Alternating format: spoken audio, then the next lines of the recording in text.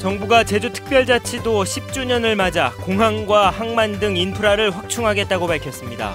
전기차와 청정에너지 등 친환경 신산업의 메카로 만들겠다고 약속했습니다. 수학여행단을 태운 관광버스가 회전 교차로에 충돌해 10여 명이 다치는 사고가 발생했습니다. 충돌 사고를 예방할 대책은 없는지 취재했습니다. 거동이 불편한 장애인들을 위해 도입된 장애인 콜택시가 대기 시간이 길고 이용 시간도 제한돼 이용자들이 불편을 호소하고 있습니다. 여러분 안녕하십니까? 뉴스데스크 제주입니다. 제주특별자치도 출범 10주년을 맞아 정부와 제주도가 그동안의 성과를 평가하고 앞으로의 추진 방향을 논의했습니다. 단기간에 급속한 개발로 부작용이 나타나고 있는 만큼 도시 인프라를 확충하고 생활 환경도 개선하기로 했습니다. 현재훈 기자가 보도합니다. 제주특별자치도 10년을 맞아 중앙정부와 제주지역 기관장들이 한자리에 모였습니다. 황교안 국무총리는 제주가 지난 10년 동안 외국인 투자와 인구 증가 등으로 지역 경제가 크게 성장했다고 평가했습니다. 하지만 외형적인 성장의 이면에는 여러 가지 부작용도 나타나고 있다고 말했습니다. 단기간 내 급속한 성장과 개발 과정에서 교통, 주거, 환경 문제 등이 나타나고 있는 것으로 분석이 되고 있습니다. 이에 따라 정부는 제2공항과 신항만 등 도시 인프라를 확충하고 택지와 상하수도망 등 생활 환경도 개선하겠다고 밝혔습니다. 특히 청정과 공존의 제주 실현을 위해 친환경 신산업의 메카로 만들겠다고 강조했습니다. 공항, 항만 등 도시 인프라를 확충하고 택지, 상하수도망 등 생활 환경도 대폭 개선해서 모두가 찾고 싶은 제주로 만들어 나가도록 하겠습니다.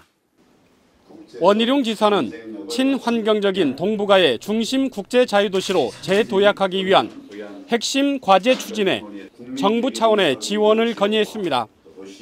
핵심 과제는 곶자왈 국립공원화 등 환경허브 조성과 신산업 육성을 통한 스마트 성장, 국제자유도시 인프라 확충 그리고 실질적 지방분권 실현 등입니다.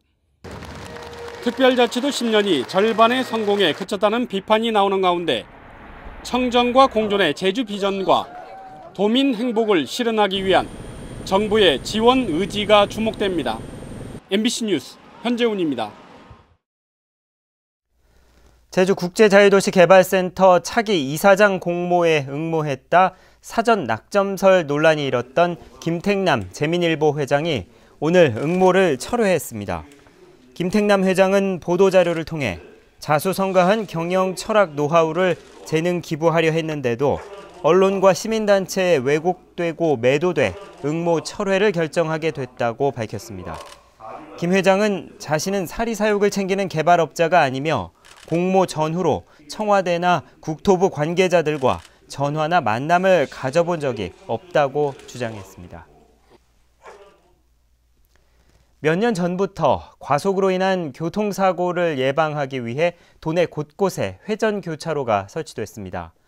그런데 어젯밤 수학여행단을 태운 관광버스가 이 회전교차로에 부딪혀 10여 명이 다쳤습니다. 김항섭 기자가 보도합니다. 어두운 밤길을 달리던 버스가 갑자기 큰 충격을 받은 듯 덜컹거립니다. 버스는 비틀거리며 수십 미터를 더 돌진합니다. 결국 길가에 주차된 승용차와 정면 충돌하며 유리창이 깨집니다. 이 사고로 관광버스에 타고 있던 고등학생 13명이 다쳤습니다. 밖에서 나는 소리에 그냥 놀라가지고 무슨 폭탄 터질 거야 해서 나왔지. 밖에 나오면 차가 저쪽으로 나가 떨어져 있고 거의 사람들이 왔다 갔다 하는데. 서울에서 수학여행으로 온 학생 30여 명을 태우고 달리던 버스는 속도를 줄이지 못하고 그대로 회전교차로의 경계석과 충돌했습니다. 경찰은 버스기사 58살 김모 씨가 평소 이 길을 자주 다녔고 차량에도 특별한 문제점이 없어 운전 부주의가 사고 원인인 것으로 보고 있습니다. 전문가들은 회전교차로가 속도를 줄이는 효과는 있지만 밤에는 충돌 사고의 위험이 적지 않다고 지적합니다. 감속을 유도할 수 있는 과속 방지턱이 좀 더 많이 설치가 되어야 될 것 같고요. 그다음에 회전식 교차로라고 하는 것을 제대로 표현해 줄 수 있는 표지판도 발광식 표지판, 그다음에 반사재로 부착이 될 수 있는 표지판들을 좀 더 추가적으로 설치를 하는 것이 필요하다고 생각합니다. 지난 2010년 제주도가 시범지역으로 선정된 뒤 설치된 회전 교차로는 90여 군데. 야간 교통사고를 예방할 대책은 충분한지 점검이 필요해 보입니다. MBC 뉴스 김항섭입니다. 거동이 불편한 장애인들에게 장애인 콜택시는 꼭 필요한 대중교통인데요. 얼마 전 사전에 예약을 하지 않아도 곧바로 이용할 수 있는 제도가 도입됐는데 어찌 된 일인지 이용자들은 불편을 호소하고 있습니다. 이소현 기자입니다. 지체장애 1급인 최은주 씨. 아이 둘의 엄마이자 만학도입니다. 하지만 학교에 가는 길은 만만치 않습니다.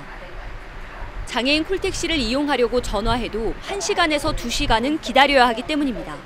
걱정되는 게 나갈 때 운 좋게 나갔다가 돌아올 때는 이제 못한다 그러면 이 전동은 어떻게 해볼 수가 없어요. 제주도가 운영하는 장애인 콜택시에는 지난달부터 당일 콜 제도가 도입됐습니다. 하루 전까지 예약을 받다 보니 당장 급한 일이 생기면 이용할 수 없었기 때문입니다. 하지만 이때부터 오히려 불편해졌다는 게 장애인들의 얘기입니다. 당일 콜제로 바뀌면서 일단 차량 배치들이 제대로 좀 안 되고 있다는 부분이 있고요. 사전 예약제가 일부 축소가 되면서 사실은 출퇴근하는 장애인들이 저녁 시간에 차량을 이용하는 데 많은 애로점들이 있다라는 거고. 도내 장애인 콜택시는 40대. 장애인 7천여 명은 물론 노인과 임산부 등 9만여 명이 함께 이용하고 있습니다. 5월달 하고 지금 2월달 그 이용자들이 한 1,400명 정도가 지금 더 늘어났거든요. 당일콜, 즉시콜 하면서 그래서 그 대기 시간을 줄일 수 있는 방안을 찾고 있습니다. 특히 서울 등 다른 지역에서는 장애인 콜택시를 24시간 운영하지만 제주 지역은 밤 10시까지만 이용할 수 있어 장애인들의 불만이 높습니다. MBC 뉴스 이소연입니다.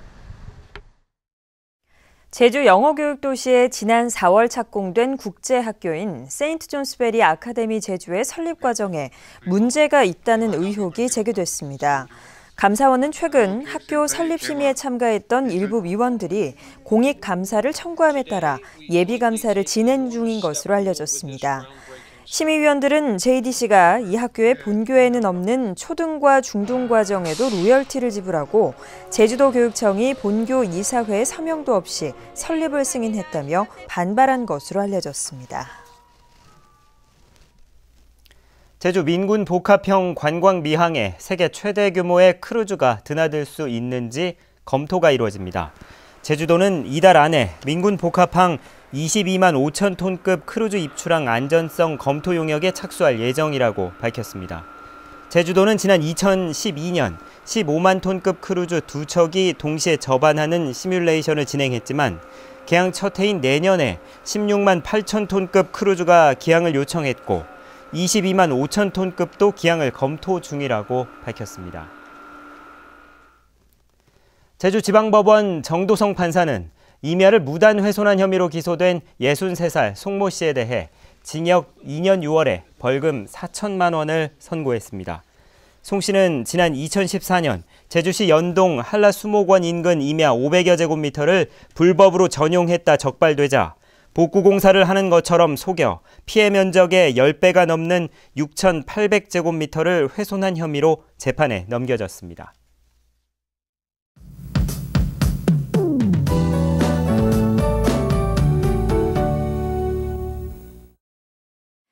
네, 절기상 대서인 오늘도 푹푹 찌는 무더위가 기승을 부렸는데요. 주말인 내일도 제주 북부와 서부 지역에 내려진 폭염특보가 이어지는 등 찜통더위가 예상됩니다.